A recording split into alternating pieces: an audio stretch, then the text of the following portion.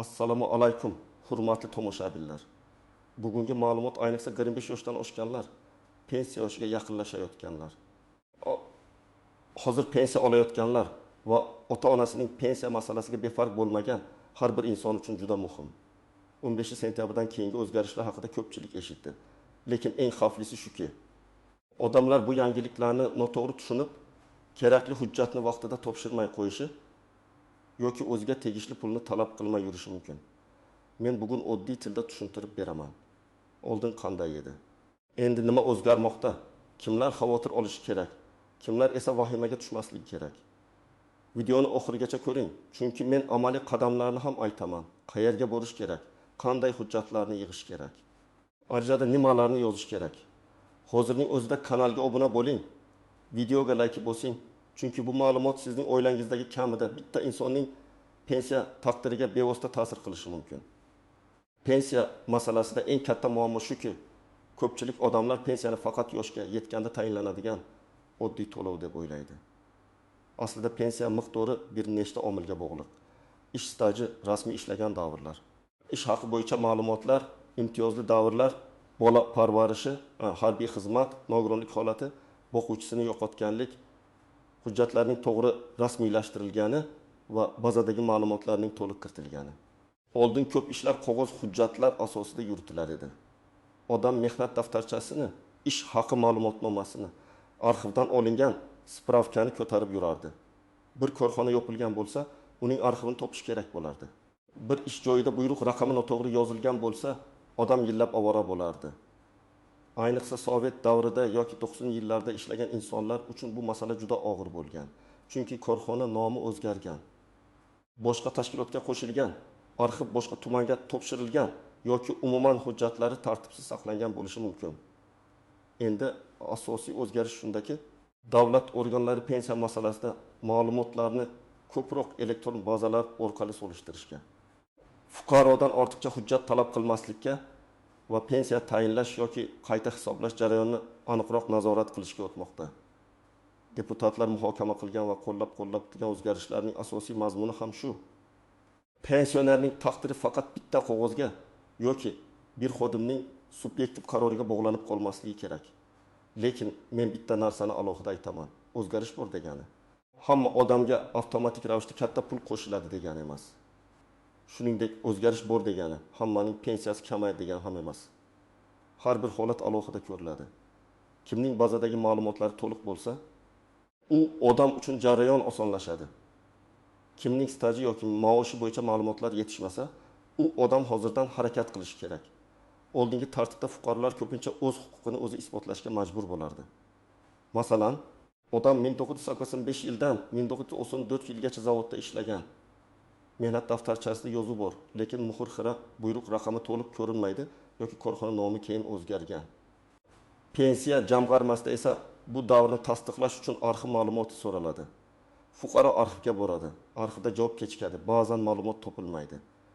Natijada odamning 90 yillik staji to'liq hisobga olinmasligi mumkin. Bu esa pensiya miqdoriga ta'sir qiladi.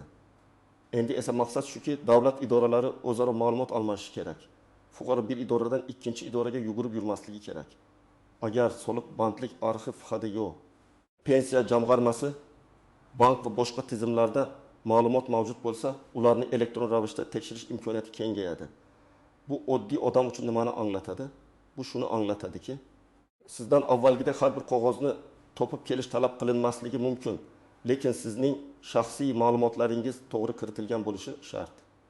Masalan, pasport almashtirilgan, familiya o'zgargan, tug'ilgan sana bir joyda boshqacha, boshqa joyda boshqacha yozilgan bo'lsa, tizim sizni bitta shaxs sifatida to'g'ri tanimasligi mumkin. Ayollarda bu juda ko'p uchraydi. Qiz familiyasida ishlagan, turmushga chiqqandan keyin familiyasi o'zgargan, mehnat daftarchasida eski familiya, pasportda yangi familiya.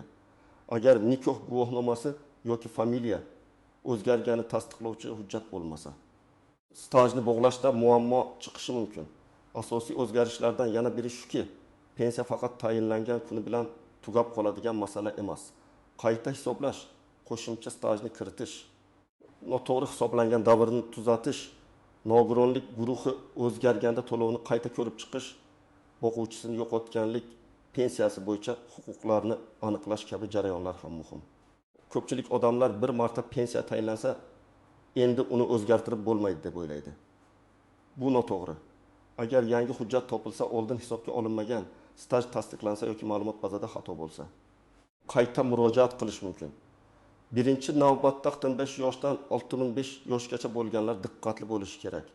Nega aynan shu yosh? Chunki 45 yoshdan keyin odam pensiya uchun kerakli ish staji, rasmiy daromad va hujjatlarni tartibga keltirish haqida o'ylash kerak. 30 yoki 35 yoshga yaqinlashganda esa vaqt kam qoladi. Agar siz 2 yil oldingi ish joyingizdan ma'lumot topishingiz kerak bo'lsa, buni oxirgi oyga qoldirmang. Arxiv javobi vaqt oladi, korxona bo'risini topish vaqt oladi, sud orqali tasdiqlash kerak bo'lsa, bu ham bir kunda bitmaydi. Ikkinchi toifa norasmiy ishlaganlar. Men buni juda ochiq aytaman. Og'zaki kelishuv asosida ishlagan davrlar pensiya hisobida eng zaif joy. Masalan, bir odam 10 yil ustachilik qilgan, qurilishda ishlagan, do'konda sotuvchi bo'lgan, lekin mehnat shartnomasi bo'lmagan, soliq to'lanmagan, ish beruvchi rasmiylashtirmagan. U odam real hayotda ishlagan, oilasini boqqan, lekin pensiya tizimi uchun buni isbotlash qiyin bo'ladi. Shuning uchun hozir ham ishlayotganlar albatta rasmiy mehnat shartnomasi, soliq ajratmalari va ish haqi qayd etilayotganini tekshirtirish kerak. Uchinchi toifa ayollar. Ayniqsa bola parvarishi, dekret, familiya o'zgarishi, yarim stavkada ishlash, maktabgacha ta'lim, tibbiyot, savdo va xizmat ko'rsatish sohalarida ishlagan ayollar hujjatlarini tekshirib qo'yishi kerak. Ba'zan ayolning mehnat daftarchasida 25 yillik staj ko'rinadi, lekin bazada faqat 4 yil chiqadi. Sababi ayrim davrlar elektron tizimga kiritilmagan yoki tashkilot ma'lumotni topshirmagan bo'ladi. 4-toifa chet elda ishlaganlar. Agar odam bir necha yil Rossiya, Qozog'iston, Koreya, Turkiya yoki boshqa davlatda ishlagan bo'lsa, bu davrlar qaysi tartibda hisoblanishi alohida tekshiriladi. Hammasi avtomatik qo'shilib ketadi deb o'ylash xato. Davlatlari bitimlar, rasmiy ishlaganlik, sug'urta to'lovlari, hujjatlarning tarjimasi va tasdiqlanishi muhim bo'ladi. Shuning uchun chet elda ishlagan davringiz bo'lsa, ish shartnomasi, ish haqi ma'lumoti, sug'urta raqami va rasmiy tasdiqlovchi hujjatlarni saqlang. 5-toifa. Hozir pensiya olayotganlar. Siz pensiyaga chiqqansiz, demak endi menga aloqasi yo'q deb o'ylamang. Agar pensiyangiz kam chiqayotgan bo'lsa, oldin hisobga olinmagan stajingiz bo'lsa, o'sha paytda topilmagan ma'lumot hozir arxivdan topilgan bo'lsa, qayta hisoblashga ariza berishingiz mumkin. Ayniqsa pensiya tayinlangan paytda ayrim hujjatlar yetishmagani uchun minimal miqdorga yaqin pensiya olganlar yana bir bor tekshirishi kerak. Keling, oddiy misol bilan tushuntiraman. Nodir opa 27 yoshda. Maktabda va keyin bolalar bog'chasida ishlagan. Mehnat daftarchasida 28 yil staj bor. Lekin elektron bazada 2005 yildan keyingi davrlar to'liq. Undan oldingi davrlar esa qisman ko'rinadi. Agar Nodira opa hech narsa qilmasa, pensiya hisoblashda faqat aniq tasdiqlangan davrlar olinishi mumkin. Natijada u kutgandan kamroq pensiya chiqadi. To'g'ri yo'l nima? U avval yagona interaktiv davlat xizmatlari portali yoki tuman pensiya bo'limi orqali o'z ma'lumotlarini tekshirtiradi. Keyin eski ish joylari bo'yicha arxiv ma'lumotlarini so'raydi. Familiyasi o'zgargan bo'lsa, nikoh guvohnomasini ham tayyorlaydi. Yana bir misol. Bahrom aka 62 yoshda Imbikil rasmiy zavodda, 12 yil esa bozor savdosida ishlagan. Zavoddagi staj tasdiqlanadi. Lekin bozordagi davrda rasmiy yakka tartibdagi tadbirkor sifatida ro'yxatdan o'tmagan bo'lsa yoki belgilangan to'lovlarni qilmagan bo'lsa, bu davr pensiya hisobiga to'liq kirmasligi mumkin. Bahrom aka uchun eng muhim saboq shuki, real ishlaganlik bilan rasmiy tasdiqlangan ishlaganlik pensiyada bir xil kuchga ega emas. Pensiya tizimi hujjat va to'lov iziga qaraydi. 3-misol. Malika opa allaqachon pensiya oladi. Pensiyasi aytaylik 20.200.000 so'm atrofida.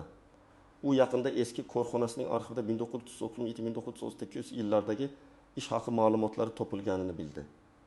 Agar o'sha ma'lumotlar oldin hisobga olinmagan bo'lsa va qonuniy tartibda pensiya miqdoriga ta'sir qilsa, u qayta hisoblash uchun ariza beradi. Bu degani pensiya albatta 2 barobar oshadi degani emas. Lekin har oy 100.000 yoki 200.000 so'm farq ham pensioner uchun katta pul. Bir yilda bu 1.200.000 yoki 2.400.000 so'm bo'ladi. Shuning uchun har bir hujjat muhim. To'rtinchi misol. Rustam aka bir necha yil chet elda ishlagan. U o'sha yerda rasmiy ro'yxatda bo'lgan, lekin ish beruvchidan hujjat olmagan. Pensiya yoshga yaqinlashganda endi o'sha davrni tasdiqlash kerak bo'ladi. Agar hujjat bo'lmasa, ish qiyinlashadi. Shuning uchun men har doim aytaman, chet elda ishlayotgan bo'lsangiz, ish joyingizdan rasmiy ma'lumotnoma oling, ish shartnomasini saqlang, bank orqali oylik tushgan bo'lsa, ko'chirmalarni yo'qotmang. Bular keyin kerak bo'lishi mumkin. Agar siz rasmiy ishlagan bo'lsangiz, mehnat daftarchangiz to'liq bo'lsa, elektron bazadagi ma'lumotlaringiz mos kelsa, pasport va shaxsiy ma'lumotlaringizda xato bo'lmasa, vahima qilishga hojat yo'q. O'zgarishlar sizni jazolash uchun emas, tizimni aniqroq qilish uchun kerak. Lekin tekshirish baribir zarur.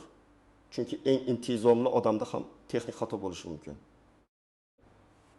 Agar siz allaqachon pensiya olayotgan bo'lsangiz va oxirgi yillarda indeksatsiya, oshirish yoki qayta hisoblashlar belgilangan tartibda qo'llanayotgan bo'lsa, har bir mish-mishga ishonib pensiyam kesiladi deb qo'rqmang. Pensiya miqdorini kamaytirish yoki to'xtatish uchun qonuniy asos bo'lishi kerak. Masalan, noto'g'ri ma'lumot asosida to'lov tayinlangani aniqlansa, fuqaro boshqa toifa bo'yicha huquqini yo'qotsa yoki hujjatlarda jiddiy nomuvofiqlik chiqsa, masala qayta ko'riladi. Oddiy yangilik eshitildi degani bilan odamning pensiyasi birdan olib qo'yilmaydi. Agar siz hali 25 yoshga ham kirmagan bo'lsangiz, bu mavzu sizga ham aloqador. Chunki pensiya bir kunda shakllanmaydi. Pensiya butun mehnat hayotingiz davomida yig'iladigan huquq. Bugun norasmiy ishlash, bugun soliqsiz oylik olish, bugun shartnomasiz mehnat qilish ertaga pensiya miqdorida ko'rinadi. Eng muhim nozik joylardan biri bu ish stajining hammasi ham bir xil tartibda hisoblanmasligi. Ayrim davrlar umumiy stajiga kirishi mumkin, lekin pensiya miqdoriga ta'siri boshqacha bo'ladi. Ayrim imtiyozli kasblarda ishlaganlar uchun alohida tartiblar mavjud bo'lishi mumkin. Masalan, zararli mehnat sharoiti, yer osti ishlari, pedagogik yoki tibbiy faoliyat, harbiy xizmat, ichki ishlar tizimi, nogironligi bo'lgan shaxslar, ko'p bolali onalar kabi holatlarda umumiy qoida bilan birga maxsus shartlar ham tekshiriladi. Ikkinchi nozik joy bu ish haqi ma'lumoti. Odamning staji yetarli bo'lishi mumkin, lekin maosh haqidagi ma'lumot to'liq bo'lmasa, pensiya miqdori kutilgandan past chiqadi. Eski davrlarda ayrim korxonalarda maosh daftarlari yaxshi saqlanmagan. Ba'zan faqat ishga kirgan va chiqqan buyruqlar bor, lekin ish haqi vedomoslari yo'q. Bunday vaziyatda pensiya organi mavjud qonuniy tartib asosida hisob-kitob qiladi. Fuqaro esa qo'shimcha hujjat topishga harakat qilishi kerak. Uchinchi nozik joy bu hujjatlardagi ism-sharif farqi. Masalan, bir hujjatda Abdullayeva, boshqasida Abdullayeva, yana bir joyda otasining ismi qisqartirib yozilgan. Odamlar buni mayda xato deb o'ylaydi. Lekin elektron tizimda bu alohida shaxs kabi ko'rinishi mumkin. Shuning uchun tug'ilganlik guvohnomasi, nikoh guvohnomasi, pasport, mehnat daftarchasi va diplomdagi ma'lumotlar bir-biriga mos bo'lishi kerak. To'rtinchi nozik joy bu pensiyaga chiqqandan keyin ishlash. Ayrim pensionerlar ishlashda davom etadi. Bu holatda ish beruvchi rasmiy to'lovlarni to'g'ri amalga oshiryaptimi, daromad qayd etilyaptimi, keyinchalik qayta hisoblash imkoniyati bormi? Shularni tekshirish kerak. Ishlab yurgan pensioner o'zini butunlay tizimdan tashqarida deb bilmasligi kerak. 5-nozik joy bu ishonchnoma va bank kartalari. Ba'zi oilalarda pensionerning kartasini farzandi yoki boshqa qarindoshi ishlatadi. Agar pensioner kasal bo'lsa, harakatlana olmasa, bu holat qonuniy ishonchnoma orqali rasmiylashtirilgani ma'qul. Aks holda keyinchalik pul yechish, to'lovni olish yoki ariza berish masalasida muammo chiqishi mumkin. Men ko'p ko'rganman. Ota-onaning pensiya kartasi farzandi, lekin hujjat tartibda emas. Keyin bankda ham pensiya bo'limida ham savollar tug'iladi. Endi eng muhim qismga o'tamiz. Siz bugun nima qilishingiz kerak? Birinchi qadam, o'z mehnat tarixingizni tekshiring. Qaysi yillarda qayerda ishlagansiz? Qaysi tashkilotda rasmiy buyruq bilan ishga kirgansiz? Qachon chiqqansiz? Mehnat daftarchasida muhr va imzo bormi? Hammasini ko'rib chiqing. Oddiy daftar ochib, yillar bo'yicha yozib chiqing. Masalan, 1995 yillar falon korxona, 1995-2003 yillar falon maktab, 2003-2010 yillar falon tuman tibbiyot birlashmasi. Bu ro'yxat keyin ariza berishda juda yordam beradi. Ikkinchi qadam, elektron ma'lumotlaringizni tekshirtiring. Buning uchun tuman pensiya bo'limiga davlat xizmatlari markaziga yoki elektron davlat xizmatlari portaliga murojaat qilish mumkin. Siz o'zingiz haqingizdagi mehnat staji, ish haqi, ijtimoiy to'lovlar bo'yicha ma'lumotlarni aniqlashtirishni so'rashingiz mumkin. Agar telefon yoki internetdan foydalana olmasangiz, farzandingiz, yaqin qarindoshingiz yoki ishonchli odam yordam bersin, lekin shaxsiy ma'lumotlaringizni begona odamga bermang. 3-qadam, hujjatlarni tayyorlang. Pasport yoki ID karta, mehnat daftarchasi, diplom, harbiy bilet, nikoh guvohnomasi, familiya o'zgarganini tasdiqlovchi hujjatlar, bolalar tug'ilganlik guvohnomalari, ish haqi ma'lumotnomalari, arxiv ma'lumotlari, nogironlik bo'yicha tibbiy hujjatlar, boquvchisini yo'qotganlik holatida o'lim guvohnomasi va qarindoshlikni tasdiqlovchi hujjatlar kerak bo'lishi mumkin. Har bir hujjatning asl nusxasini alohida saqlang, nusxalarini esa tartib bilan papkaga joylang. 4-qadam, ariza yozganda umumiy gap bilan cheklanib qolmang. Masalan, pensiyamni oshirib bering deb yozish yetarli emas. To'g'riroq shakl shunday bo'ladi. Falon yildan falon yilgacha bo'lgan ish stajimni pensiya hisobiga kiritish, falon korxonadagi ish haqi ma'lumotlarini inobatga olish va pensiya miqdorimni qayta hisoblashni so'rayman. Agar siz qaysi davr bo'yicha muammo borligini aniq yozsangiz, mas'ul xodim ham masalani aniq ko'radi. 5-qadam, har bir murojaatga kirim raqami oling. Og'zaki aytdim, hech kim javob bermadi degan holat bo'lmasin.